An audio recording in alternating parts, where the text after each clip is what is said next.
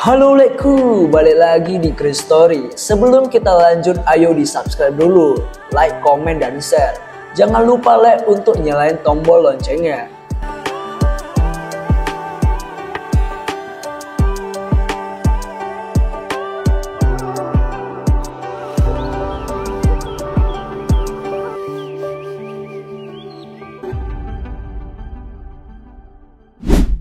Kisah tragis dari Pangeran Nepal. Pada tanggal 2 Juni 2001, berita tentang peristiwa tragis menyebar ke seluruh Nepal yang membuat seluruh negeri menjadi kacau.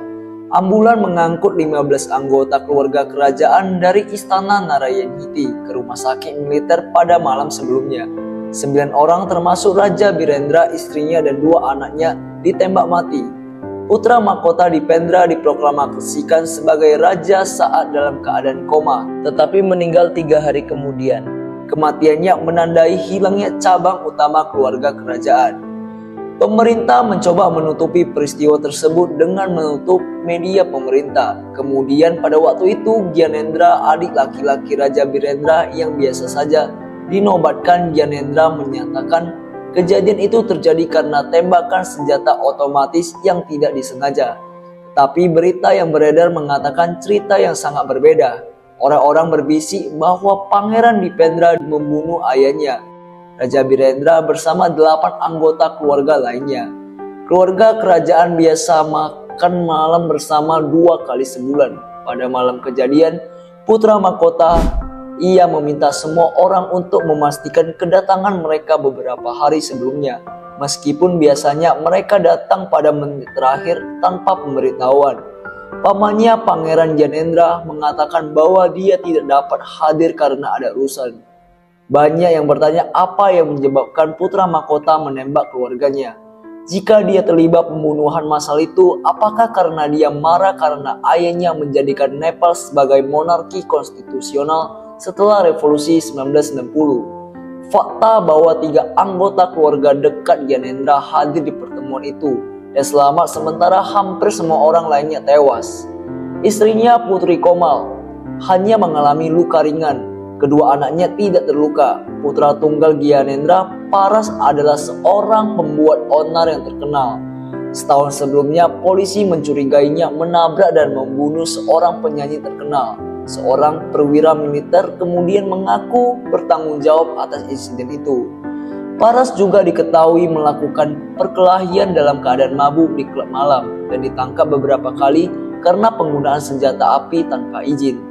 Ada juga rumor bahwa orang India mengatur pembunuhan itu karena penolakan Raja Birendra untuk memata-matai saingannya, yaitu Tiongkok. Beberapa pihak mengklaim bahwa CIA merencanakan pembantaian tersebut, meskipun tidak ada motif bagi Amerika untuk menghabisi keluarga kerajaan. Kelompok radikal komunis Nepal yang dikenal sebagai Maois juga dicurigai karena mereka mencoba menghapuskan monarki sejak 1960. Ini hanyalah beberapa dari sekian banyak teori yang beredar. Sebuah perusahaan produksi Bollywood bahkan membuat film tentang salah satu konspirasi tersebut. Beberapa hari setelah kejadian tersebut, cerita-cerita dari masa kecil Dipendra pun mulai bermunculan. Meski ia anak yang berperilaku baik, beberapa orang mengatakan bahwa ia sering mengamuk dan bahkan menunjukkan sikap marah jika orang tuanya mengabaikannya karena tugas keluar kota. Dan sang pangeran telah mengoleksi senjata api sebagai hobi sejak ia menerima pistol pertamanya di usia 8 tahun.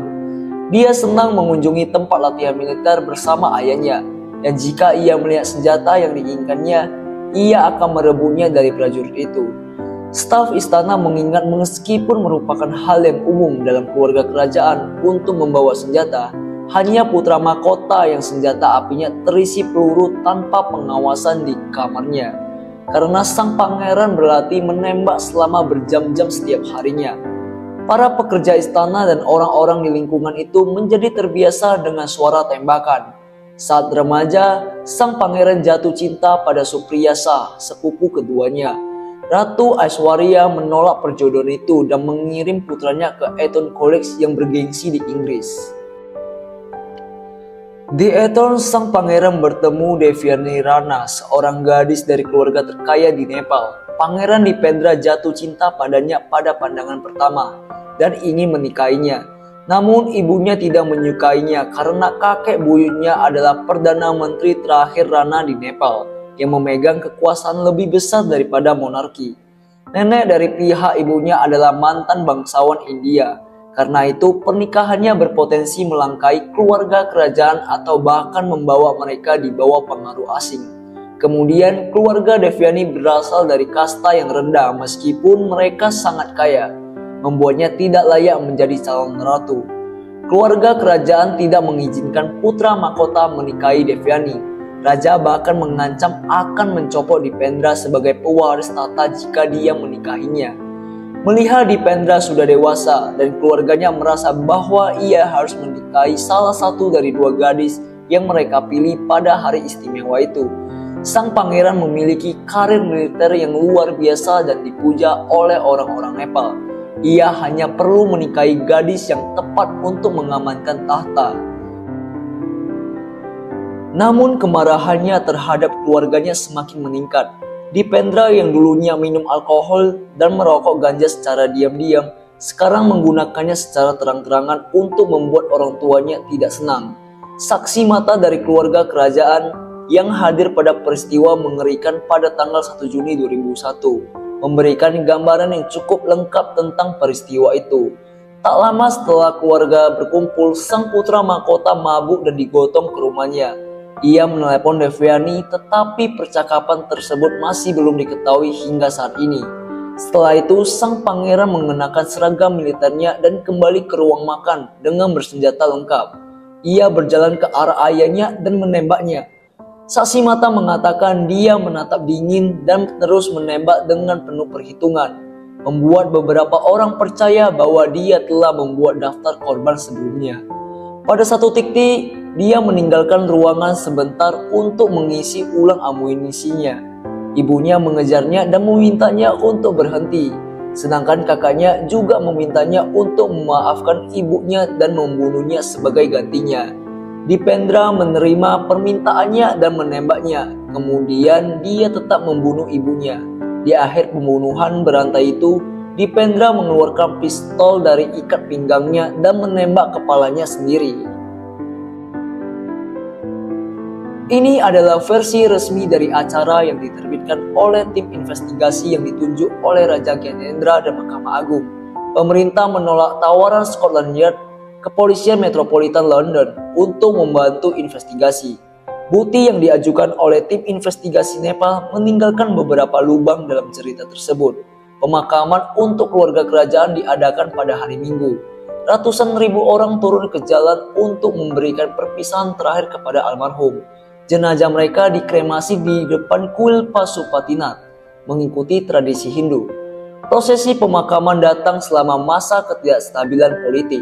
Sulit bagi orang-orang untuk memahami bagaimana Raja Birendra yang mereka cintai, yang disembah sebagai inkarnasi Dewa Hindu Wisnu, bisa dibunuh oleh putranya sendiri.